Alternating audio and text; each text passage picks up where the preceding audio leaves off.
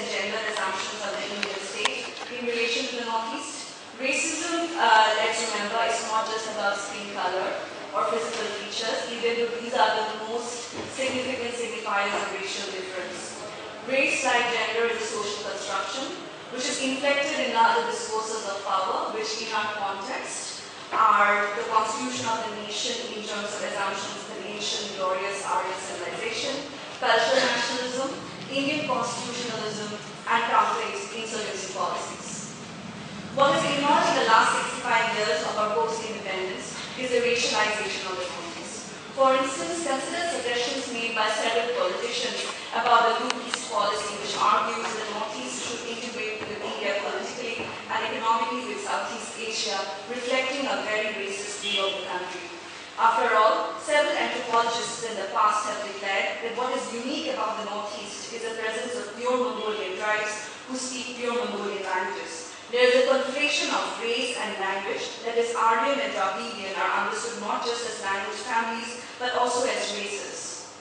People who speak these languages culturally belong to India, but people who speak languages belonging to Tibeto-Burman families have their roots in China, Southeast Asia. This colonial narrative constituted people in the Northeast as migrants. Thus, the Indian nationalists were confronted with migrants or immigrants who were always already in the nation, that is, racialized immigrants from elsewhere.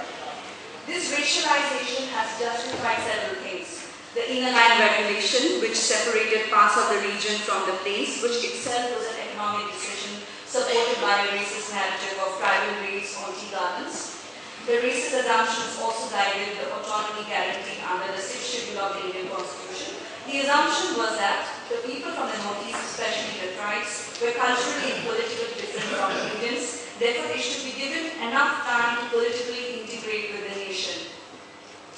These assumptions also justified the AFSPA, which included and excluded the Northeast at the same time from the normal functioning of the law, which has accentuated the power of inclusive exclusion which governs the Northeast.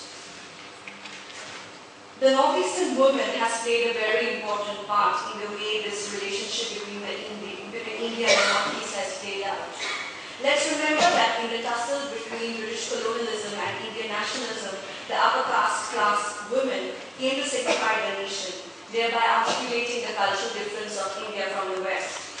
The same role of women has been played out historically in the tussle between Indian nationalism and Northeastern nationalism. Northeastern nationalisms have claimed that gender relations in the Northeast are more just than in the mainland. Gender here to mark the cultural difference of the Northeast from mainland India. And in this particular reversal of the India-Northeast boundary, the Northeast considers itself superior to India in terms of having better gender relationships, which puts it in more in relation to gender relationships in the West. Yeah. So in many ways, our people have said that we have better gender relations because we don't have any of the so-called social evils associated with the mainland in terms of dowry, in terms of widow burning, child marriage, etc.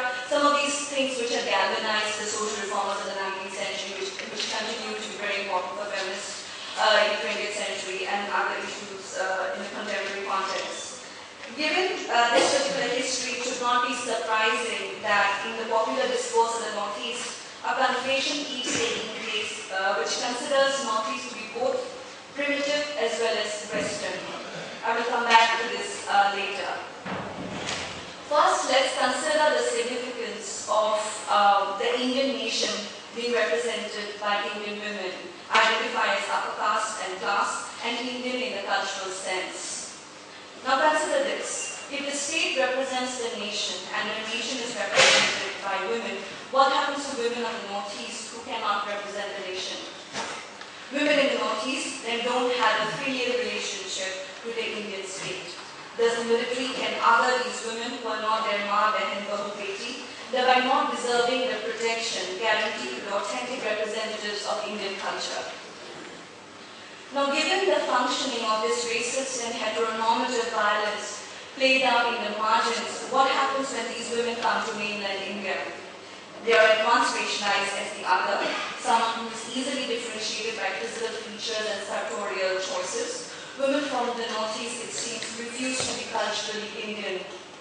The violence of more than 50 years of quasi-military rule plays out in the mainland through violence of the everyday forms of racism, something that Elena pointed out today, in terms of racist slurs, discrimination when landlords refuse to rent apartments, when should vegetarians complain about smelly food.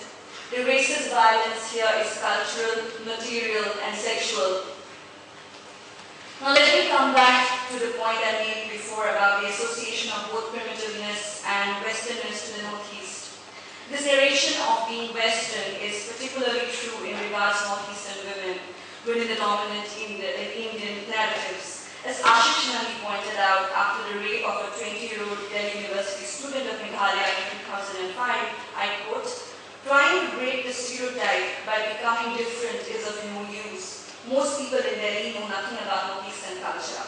The only stereotype they have is that they are outsiders. Any foreign woman to them is fair game, and according to them, the Northeastern women are foreign, lacking morality, used to sex, and therefore a little more can't help." End quote. The question now is, how do we break these stereotypes? How do we represent the Northeast differently? If the very category of the Indian nation or the nation as a concept itself has been oppressive, what is the way out? What would it mean to speak from the Northeast to make some wider claims of justice? And this is, I think, something that even maybe highlighted, that how do we position ourselves for the Northeast if we think we have a particular marginal position where we have been oppressed? How do we use that position to make some larger claims to justice in terms of other questions? This marginal position did not produce a particular victimhood. Okay? So if we understand power in a much more constructive, in a much more broader form, it should actually enable us to have a much wider claims that we can make in terms of justice. So once again, something that Elena and everybody else has said, that it's not about taking a step or understanding ourselves only as victims, but moving forward by understanding that we see the picture much more clearly, because we have been victims of the very concept of India itself. Right? So if that is the case, how do we move forward?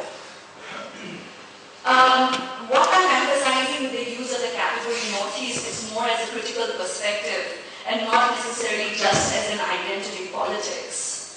After all, one of the limitations of politics in our region has been fraternal nationalism, both Indian and Northeastern. So we need to figure out different ways of being in a political community.